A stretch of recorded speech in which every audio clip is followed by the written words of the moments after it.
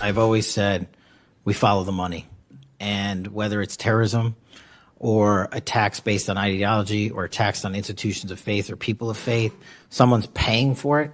And we are reverse tracing those steps. We are not stopping at the perpetrator themselves. We are reverse engineering to hold those accountable in our investigations to who funded them and knowingly funded them. And we will bring the appropriate steps against them with our partners at DOJ. Okay. Sounds good. Also sounds extremely confusing. This stuff gets very confusing for those of us who don't understand this network, NGOs, the nonprofits, and the Arabella advisors. And how does all this stuff work? Well, there's nobody better to explain this stuff than the great Mike Benz. You're well familiar with him if you watch this show, Executive Director of the Foundation for Freedom Online. Mike, I don't understand. Follow the money, NGOs. How's this translate into Antifa terror? Can you please explain it? Yes, I think what Cash is referring to here is the flow of funds that go from what they're called non-governmental organizations. Of course, anytime you need to put the first thing about yourself is that you're not something else. That's usually a tell. I don't need to describe myself as a non-governmental individual. I think if I had to say that as the introduction, you'd probably think I'm a Fed. But the fact is these non-governmental organizations, you can think of them as kind of like stem cells. They're stem cells of the political influence world, and they can take many forms. They can be cutouts for government action when the government wants to do something, but it's either illegal or it would be controversial or scandalous. It is farmed out in the same way that the military uses private military contractors for dirty work that they don't want to say was authorized directly by the US government. Governments do the same with NGOs, and so do billionaires and multinational corporations. They will donate to a outside contractor effectively in the form of a nonprofit. And what that means is that the nonprofit is simply not making a profitable product or service. Their their customer is their sponsor. So they are essentially hitmen for hire. They are contract killers in a sense for the sponsors who pay them to do whatever it is they are being paid by the sponsors to do. And when you're talking about these Antifa networks, the networks are juiced by NGO money, by nonprofit world money, by this kind of stem cell like money. And there's a few ways to look at that in terms of what's in the news now about Trump, his Truth Social post about declaring Antifa a terrorist organization.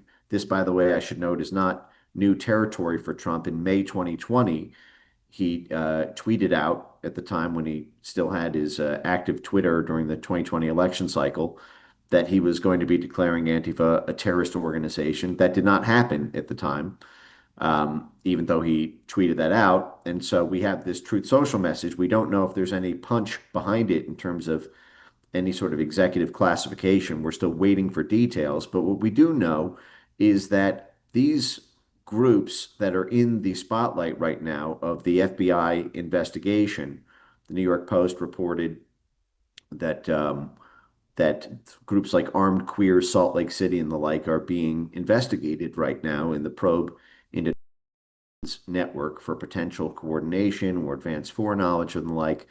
But these groups are entirely run on NGO money, and that NGO money is downstream of both governments and billionaire, uh, secular, ideological, and economic interests. And there's a lot we can talk about to move from there, but that's the general structure. Okay, I want to focus on the money portion of it for a minute. And I asked this question fully knowing that there is a legal firewall that was built on purpose that is going to make a lot of these answers impossible to get. You say there's NGO money that goes to these Antifa terror cells. You said it's billionaire money, government money. What billionaires in which government agencies? Well, I'll start with the billionaires. Very famously, the Open Society Institute, the Open Society Foundations fund all of these groups to take out threats to right-wing extremism and right-wing. Yeah, these are groups that are effectively pro-democracy groups ostensibly, or groups to fight authoritarianism, and they define fascism as right-wing authoritarianism. This is the kind of stuff that actually goes back a very long time. Uh, I want to lay out a framework, actually, if I have a few minutes here to Please, understand this. please. The role No, of please do. NGOs in funding extremist movements um, did not does is not a new thing. In the late 1940s, during the Cold War, the Central Intelligence Agency, the U.S. State Department, and partnered governments in NATO launched something that was called Operation Gladio. And this ended up being substantially declassified effectively in the 1990s after all of these intelligence documents were revealed in court cases in Italy. And many books have been written about this, but this was a we had just won the World War II against the fascist governments of Italy and Germany. So the the governments of both the United States and NATO allies were not pro-fascist by any sense. But another threat emerged to neoliberal commercial interests in Europe from left-wing communism. And because of the threat of Soviet Union advancement politically throughout Central and Eastern Europe and even into Western Europe, the US government, in tandem with our NATO allies, funded to the tune of hundreds of millions of dollars in the aggregate over the decades what they called stay behind networks of extreme right wing groups, what you might call kind of fascist adjacent right wing groups that were very deeply anti-communist. Now, the CIA did not fund that because they wanted fascists to take power back. And they didn't fund it on ideological grounds. They funded it the same way they fund ISIS and Al Qaeda to take out Bashar al-Assad. The Many of these front groups, religious organizations, media assistance, paramilitary assistance. This was in almost every European country. There were these right-wing, fascist adjacent groups who would break up meetings, for example, violently when left-wing communists would attempt to organize, who would crack skulls and crack bones, who would effectively create a climate in which it was very hostile to be a left-wing communist. And this was seen as something that was necessary to support covertly by the US government and NATO because these were radicals who were willing to take out it was like the enemy of my enemy is my friend. But it was very deeply organized and structured. There were formal cells, and they were very secretive, like the P2 lounge in Italy and the like, where you had this kind of secret membership. They brought in folks from all walks of the business community, the media community, the government allies, the civil society folks. They structured them into these cluster cells. And that was effective for the Western world to stop the rise of left-wing communism, to contain its rise during the Cold War. What I believe has been going on for the past 10 years, in sync with what has happened with the organized structure of the censorship industrial complex, these very same kind of networks and structures, I believe, have been constructed for the so-called anti-fascist groups to stop the rise of right-wing populism that were done to help what you might call the fascist groups to stop left-wing communism during the 20th century. What you see is a pattern match, country by country.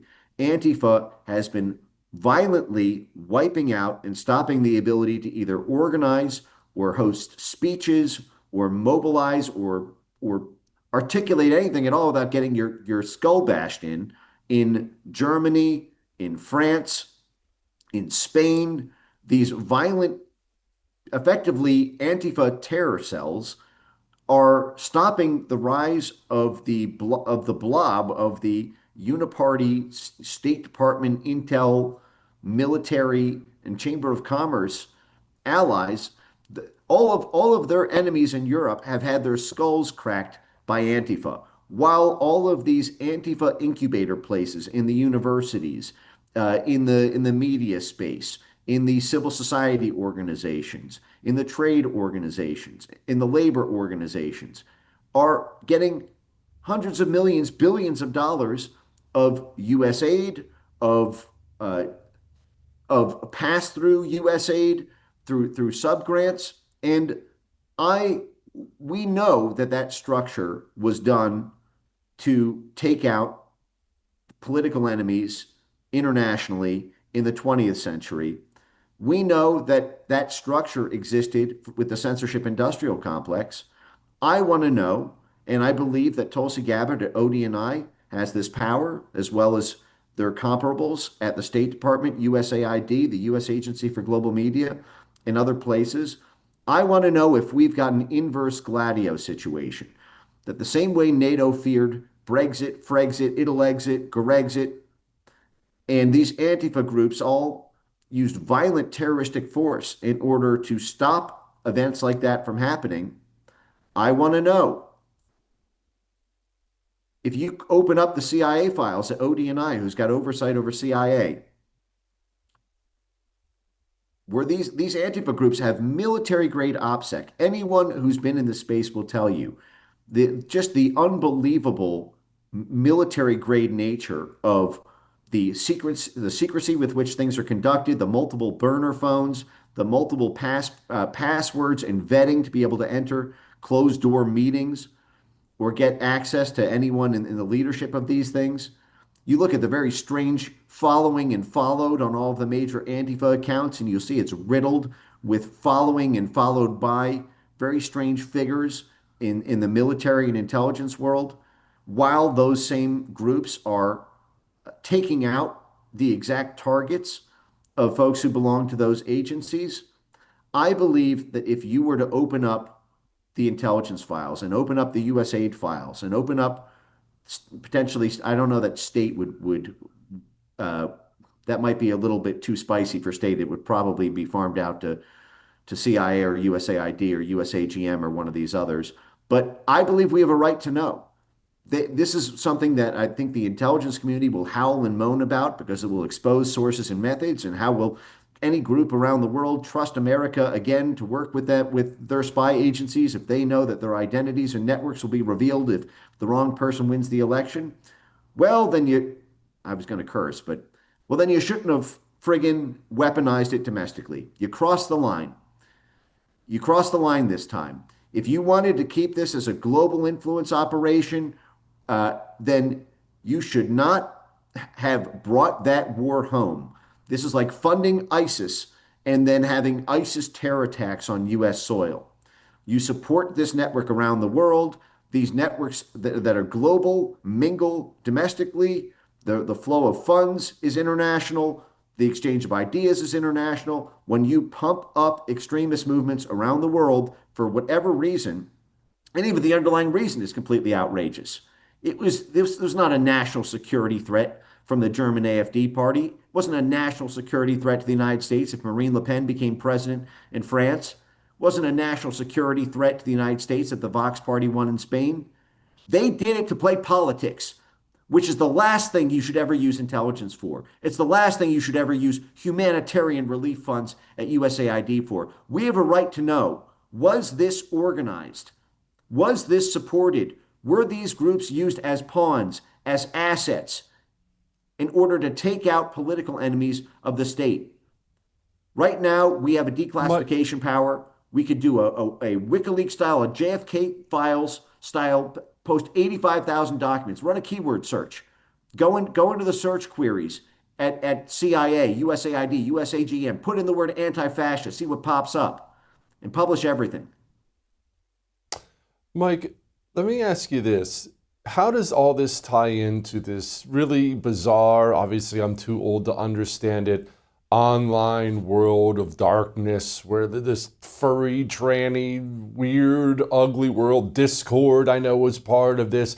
How does all this tie in? I'm sure there's a tie in. I just can't figure it out. Well, these are channels. So Discord is very popular in the gaming community. It's a very flexible platform and is a very effective tool for content creators online because it allows everyone in the community to have a common channel for sharing uh, their own content that's unique to that community, videos, GIFs. It's also very flexible in that it allows like voice calls, and so it can immediately plug in to allow both text and real-time communication. It's also completely ideologically and institutionally captured by the farthest parts of the far left. As a content creator myself, I've had many, many people tell me, start a Discord, start a Discord.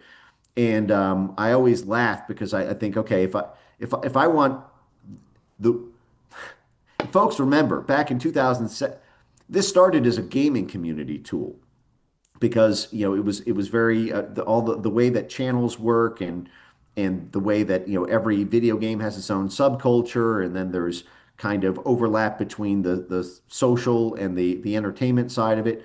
But back in 2017, Discord back end people at Discord were leaking any right wing Discord chat to a group called Unicorn Riot. In fact, there was a Twitter account called Discord Spies, which would publish effectively what people thought were secure communications on the platform because it was just leaked. The back end trust and safety folks and folks behind the content moderation team would just straight up give any conservatives private chats to violent Antifa groups. And that would be used to dox everybody if they were on an alternate account. It would be used to dox their IP address and their location. And these people would be terrorized. So Discord has been one of these extremely captured platforms and it has marketed itself in a certain respect because of those subcultures to these very far left elements.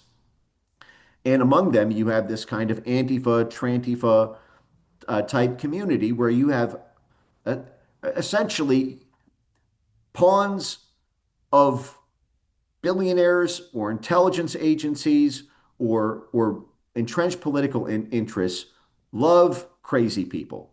They love crazy, stupid people who have what they call a high risk tolerance. I'm just quoting the U.S. Institute of Peace, the U.S. government agency that we give tens of millions of dollars to every year. They recruit what they call high risk tolerance individuals, people who are willing to get arrested. It's a direct quote from the founder of the program on nonviolent action at the U.S. Institute of Peace. People who are willing to get arrested, have a high risk tolerance, willing to block streets and roads, willing to commit property destruction.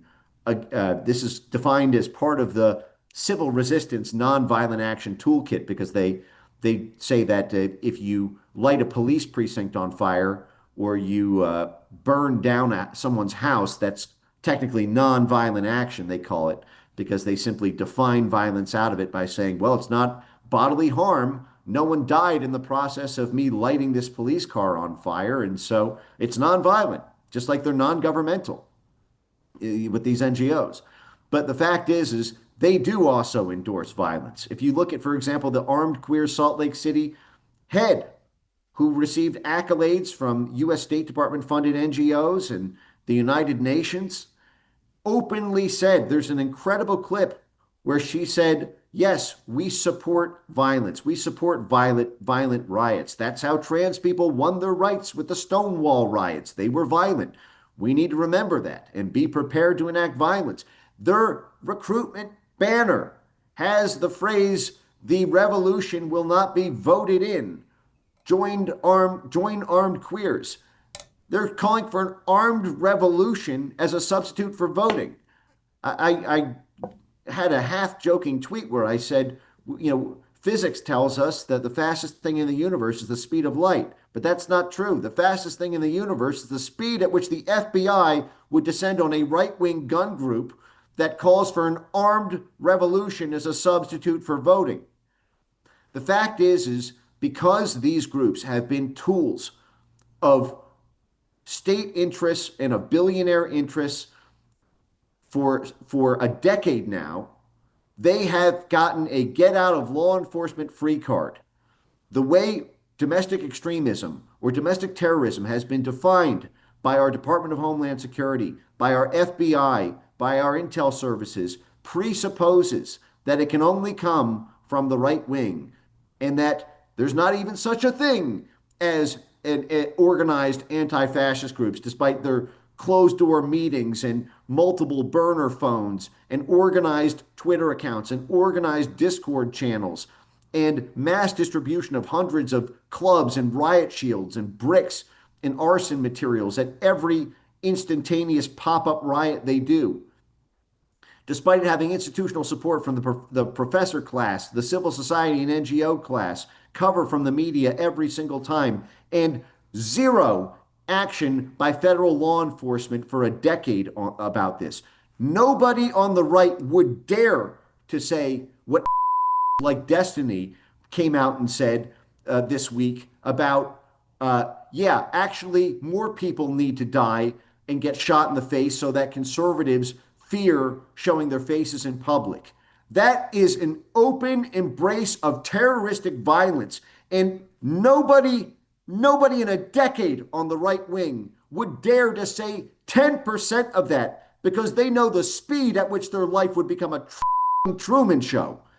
Every new friend they meet would be a federal agent from a different office or bureau. Everybody would shun them because they would know they're a Fed. And what scares me is when I hear them say that, I don't think they're Feds. I think they haven't had the fear of the Feds put into them.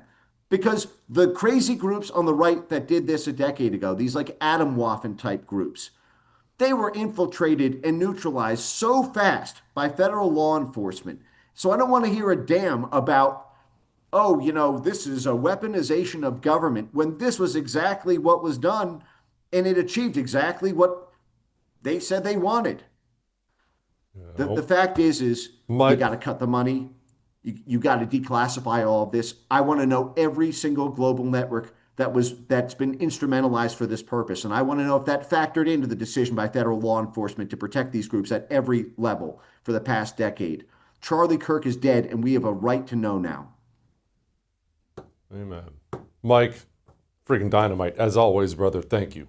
I would thank you for coming to my YouTube channel, but I know how brilliant it is, and I know you love it here. So subscribe and watch. We're going to start really ramping things up and putting some funny stuff, some interesting stuff out there, some collaborations. Either way, my YouTube channel is officially the place to be. So stick around.